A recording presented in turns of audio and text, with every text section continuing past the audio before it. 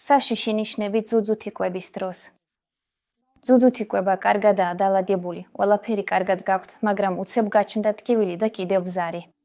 როგორც წესია, ამის მთავარი მიზეზი სოკოვანი ინფექციაა. შეიგრძენით და აკვირდით, კიდევ რა შეგრძნებები გაქვთ და ყველაზე მთავარი ნიშანი სოკოვანი ინფექციისა, ძუძუს წვაკვების შემდეგ. თუ ეს სიმპტომი გაქვთ, ეს ნამდვილად ძუძუს სოკოვანი ინფექციაა.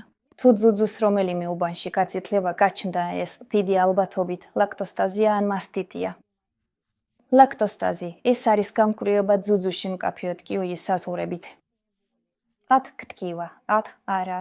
ხოლო მასტიტი ეს არის გამკვრივება ან გამკვრივება, რომელიც ოდნავ ჟელესავითაა და ტკივილის ზუსტი საზღვრები არ აქვს.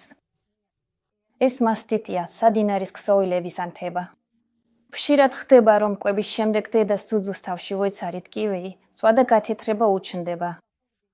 ეს ვაზოსპაზმია. ზოგჯერ რძეში სისხლი და ჩირქიც გვხვდება. სისხლი, როგორც წესი, სადინარის დაზიანებაა. როგორ ვამჩნევთ ამას? ბავშვი ამოანთხეს და რძე ვარდისფერია. ამაში საშიში არაფერია, მაგრამ მაინც ღირს ექიმთან მისვლა. როგორ შეგვიძლია გავიგოთ, არის თუ არა რძეში ჩირქი? რა თქმა უნდა, არაფერს ვეძებთ და არ ნერვიულობთ, თუ ძუძუსთან ყველაფერი კარგადაა. მაგრამ თუ ტკივილი იგრძენით, უბრალოდ ნელა გამოწურეთ რძე და დააკვირდით, როგორ გამოიყურება.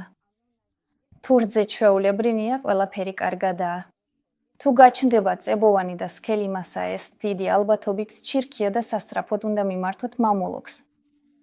ძალიან იშვიათად, მაგრამ მაინც ხდება, რომ ძუძუთი კვებისას ბავშვის მიდება ძუძუზე იწვევს შიშს, პანიკას და უბრალოდ გაუგებრობას. რა ხდება?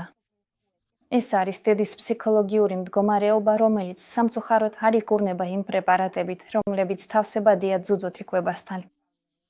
ეს ეწოდება დმ-ს სინდრომი.